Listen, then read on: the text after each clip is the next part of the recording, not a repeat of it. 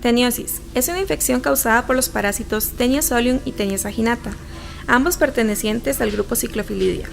Se desarrolla como una enfermedad antropozoonótica, ya que los seres humanos desarrollan el estadio adulto por la ingestión de carne de res o cerdo infectada con las formas larvarias de este parásito.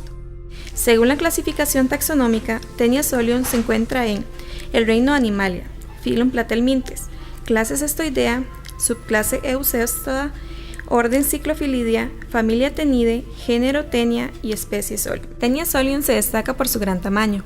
Su longitud es aproximadamente de 2 a 3 metros, sin embargo puede llegar a medir hasta 5 metros de longitud.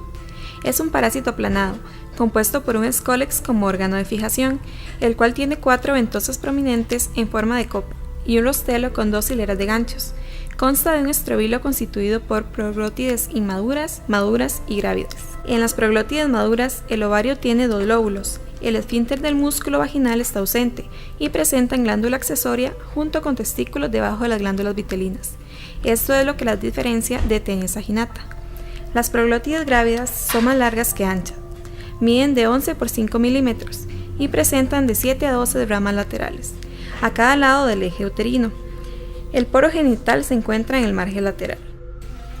En cuanto a sus huevecillos, son esféricos, miden de 30 a 40 por 20 a 30 micrómetros, tienen una coloración café amarillenta y su cubierta es gruesa y estriada de forma radial. Presentan embrióforo, ya que el huevecillo contiene un embrión con ganchos llamado oncocera.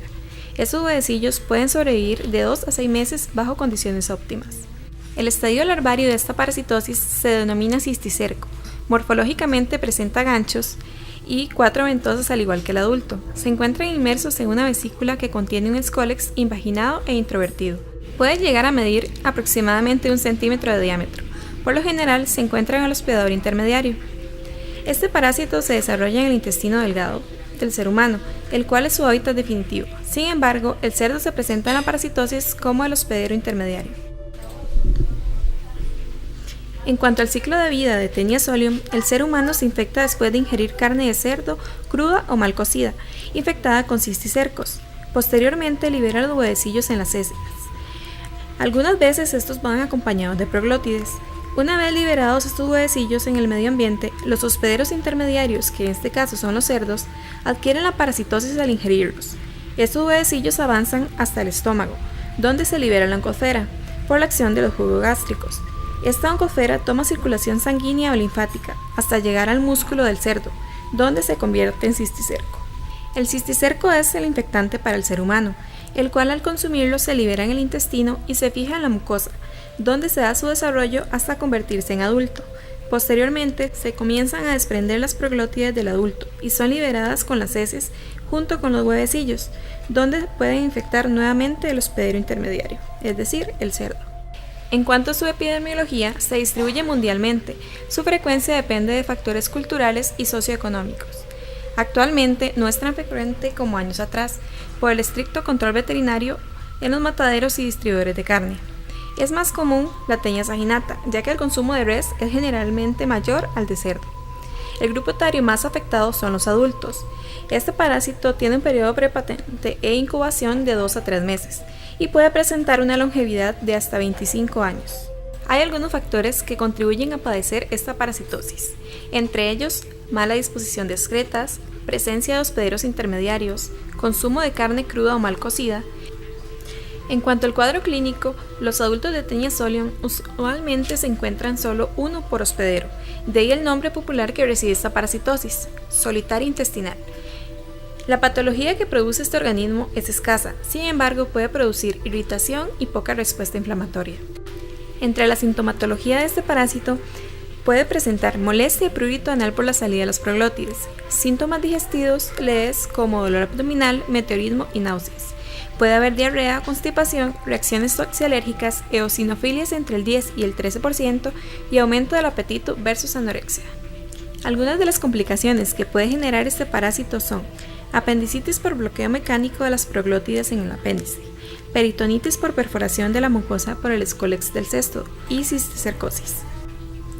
En cuanto al diagnóstico de la teniosis, generalmente Esta no causa tanto daño a la mucosa intestinal, por lo tanto el diagnóstico se realiza por la identificación de las proglótides expulsadas por las heces, en las cuales al observar el microscopio se pueden dar la identificación de la proglótide o del huevecillo.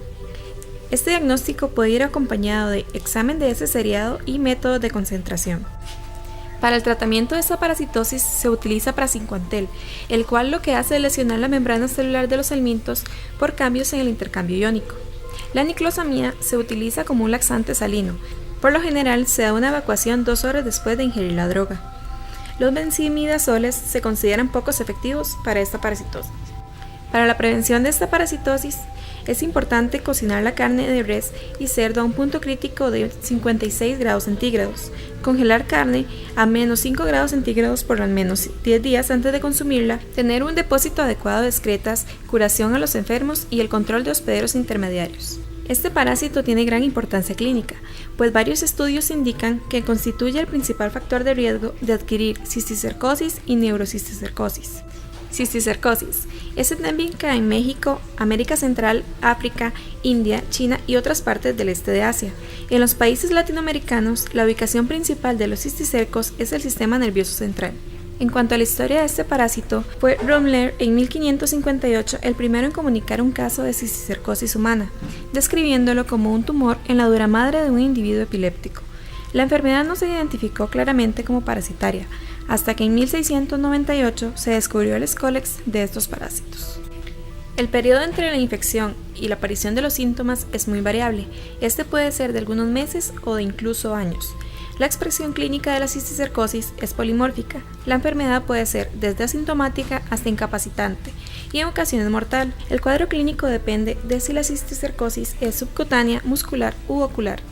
Cuando afecta el sistema nervioso central, las manifestaciones dependen del número, localización y estado evolutivo del parásito. Las más comunes son epilepsia de inicio tardío y cefalia. Su localización más común es la subaracnoidea, seguida de la parenquimatosa.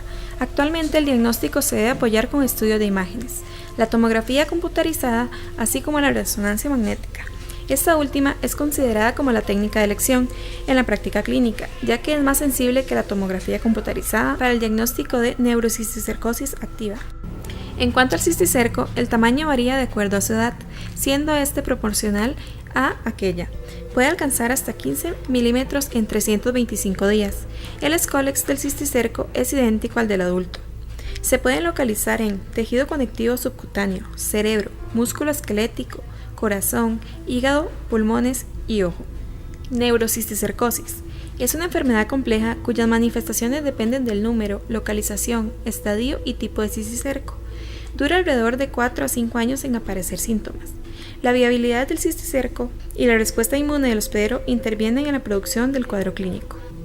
En sistema nervioso central, los cisticercos pueden presentar dos morfologías, racemoso y celuloso.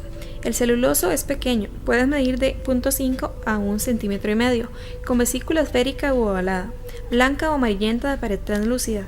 Se encuentra en espacios subaracnoideos o encapsulados en tejido cerebral. En cuanto al racemoso, presenta una vesícula grande, redondeada o lobulada.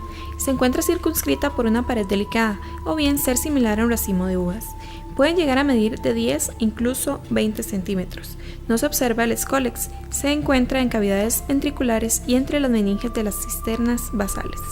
Para el diagnóstico de la neurocisticercosis se utilizan técnicas inmunológicas como el ELISA y el Western blot, tomografía computarizada, biopsias, resonancia magnética, entre otras. Las manifestaciones clínicas de esta patología son crisis epilépticas, alteraciones de la conducta, paresias o pérdidas transitorias de una parte de la motricidad de uno o varios músculos del cuerpo, hidrocefalia obstructiva, desequilibrio, meningoencefalitis, cefalia y alteración de la función mental. La cisticercosis ocular se da en el espacio subretinal, vítreo y de la conjuntiva. Se dan daños en la retina, iris y coroides. El espacio puede cambiar de forma al invertir o introvertir el Scolex. Al inicio, los síntomas se relacionan con la incomodidad debido a las sombras que forman delante de la retina. Si no se extrae, lleva a daños severos e incluso ceguera. Cuando el parásito muere, la reacción inflamatoria puede poner en grave riesgo la vida del paciente y el ojo. No se rodea de cápsula fibrosa.